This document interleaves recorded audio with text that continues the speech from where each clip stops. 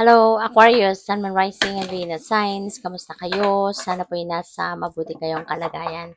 Welcome back po sa Star Tarot. At kung bago kayo rito, welcome din po kayo. Please subscribe, like, share my videos, and leave me a comment kung naka-resonate po kayo. Thank you. So, first message ninyo, we have believe in yourself. Ayan, magtiwala ka lang. Okay? Believe in yourself. Yun ang kailangan. Unang-una na dapat ginagawa ninyo. Yung magtiwala kayo sa sarili mo, yung magtiwala ka sa kakayanan mo, capabilities mo. Kasi, biyaya yan sa'yo ng divine. Diba? Binigyan ka ng talento, ng skills, ng spiritual gifts. Diba? You are equipped. 'Di ba? Na kung ano man yung gagawin mo sa buhay, ano man yung inyong destiny, ano man yung inyong mission, you are equipped with everything that you need para ma-carry out mo kung ano man yung mga bagay na gusto mong ma-achieve. 'Di ba? Ano man ang purpose mo sa buhay, ano man ang mission mo, no? Provide na sa inyo ng universe ang magiging kapital mo para maisakatuparan mo yon mga bagay-bagay na yan, 'di ba? Kaya magtiwala ka sa inyong sarili. Okay? Do not ever doubt yourself. Do not ever doubt what you can do. Kasi alam mo naman, kilala mo naman ang sarili mo. Alam mo na you have talents, skills, and gifts. Alam mo na you are equipped with whatever it is that you may need. 'Di ba? Para ma-carry out mo yung mga pangarap mo, mga goals mo. Kaya lang, baka ang diferensya lang sa inyo, baka nawawalan or nagkukulang kayo ng confidence. Kaya ito yung paalala sa inyo. You have all it takes to succeed. Yan ang isipin ninyo. No? Magtiwala ka sa sarili mo. So, we also have learned from the past. Okay? Learn from the past. Matuto ka daw, 'di ba? Sa inyong mga naging experiences in the past. You have gained a lot of lessons, you have gained a lot of wisdom sa mga nangyari sa buhay mo in the past. Kaya gamitin mo, no, yung mga learnings na 'yan. Gamitin mo 'yan para maano mo. Gamitin mo 'yan um, magamit mo, may apply mo, 'di ba, sa buhay mo yung mga lessons na 'yan na mas ma-improve mo ang inyong mga sitwasyon sa yung ngayon, no, at ang sa mga susunod pa na mga pagkakataon. Okay? So, we have you see clearly now. Ayan. So, may clarity na, 'di ba? Makikita mo na ang ano, malinaw na direksyon. Makikita mo na ngayon ang tunay na sitwasyon. Maybe you will be able to see, ano na, you will be able to see kung ano na ang dapat mong gawin, 'di ba? You are guided. No? You will be, ano na, sent siguro by the divine, guidance, symbols, synchronicities, omens, para maipakita sa'yo kung ano na ang tama mong gawin. Okay? Kaya pay attention to that. You know? So, tignan natin ano pa ang ganap. At maraming salamat for subscribing. If you haven't subscribed yet, subscribe na kayo. And also, maraming salamat for not skipping the ads. Malaking bagay po yan sa akin. Thank you. And also, please join the membership na kung gusto po ninyo, i-click nyo lang yung join button sa baba ng video. Okay? Thank you. So, 8 of Wands, this is a fast-moving energy. Kaya maaari na mabilis ngayon ang transition, no? Sa buhay ninyo. Mabilis ngayon ang mga kaganapan, mga pangyayari. It's going to be fast enough. So, meron din mga good news na dadating. Merong mga magagandang balita, magagandang opportunity that are coming your way. At kung ano man ito, 'di ba? Maaring mag-require ito ng mabilisang aksyon. Kaya you really need to take action right away. You need to be ready kasi you never know kung ano yung dadating. So, kailangan handa ka lang, no? Maging flexible ka lang, matuto kang maging adaptable, 'di ba? Para kahit ano man ang dumating, magagawa mo or right away makakapag-decision ka.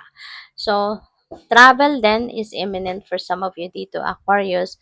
Baka yung opportunity or isa sa mga opportunity na dadating is travel. No? Kaya good luck sa'yo. With the Empress energy, this is abundance and prosperity. So, meron ditong dadating na kasaganaan sa pera. An opportunity for you to enjoy abundance and prosperity. Magkakaroon kayo dito ng material stability na.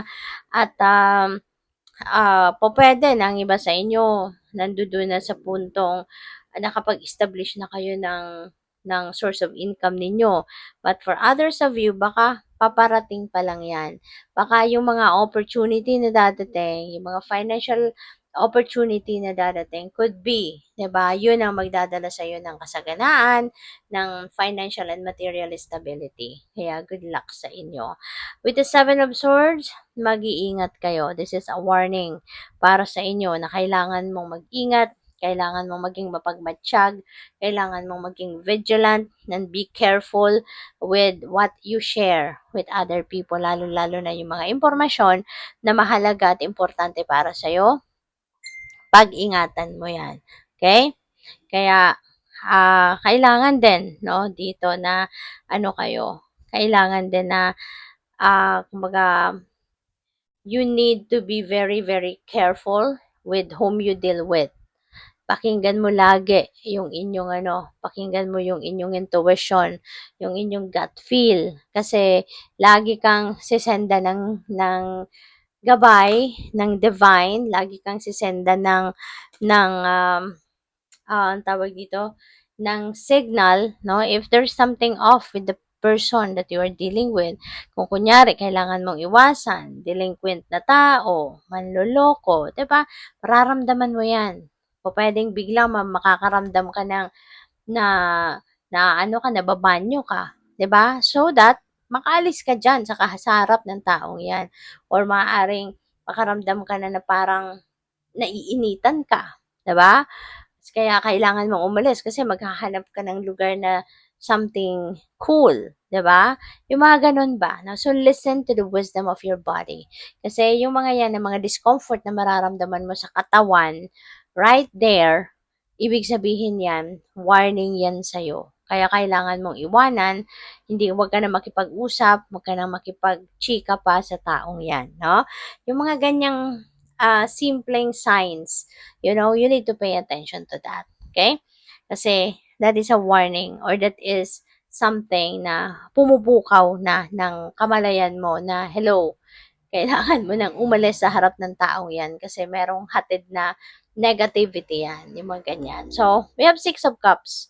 This is reconciliation energy. Meron ditong magbabate, magkakaayos, maaring magkaibigan, maaring magkapatid, maaring magkapamilya, magnanay, magtatay. So, kung meron mang hindi kayo pagkakaintindihan lately, this could be the time, no, na magkakaano na kayo, magkakapalagayan loob na muli kayo, magbabalikan na yung original na estado ng inyong relationship, anumang level of relationship ang meron kayo. So, magkakabati na, magkakaayos na, siguro someone is going to step up as the bigger person dito, yung mga ganyan. Okay? So, tingnan natin kung ano ang final message. Ano ang final message ni Aquarius? Hala. So, we have the angel number 1144. Ayan. So, sabi dito, meron divine intervention, meron prosperity, big ventures, fated events. Wow. So, this is really beautiful kasi makikialam na. Meron ditong divine intervention. So, meron ditong sitwasyon na magugulat ka na lang. Kasi, di ba, hindi ito yung gusto mong mangyari, pero ito yung mangyayari because the divine is going to intervene in your circumstances. And for sure, di ba, this is kind of protection para sa'yo, or this is kind of blessings para sa'yo. So, depende yan sa inyong sitwasyon. At may pagkakataon talaga kayo ngayon na ma-experience ninyo yung kasaganaan. Diba? Meron tayong prosperity rito. Empress is also prosperity and abundance. So, you know what? Mag-pay attention ka dito sa mga balitang paparating sa inyo kasi baka yung mga balitang ito is related dito, no, sa mga opportunities na magdadala sa inyo ng prosperity and abundance. Okay? Good luck sa'yo. Thank you for watching. Love and light. Namaste.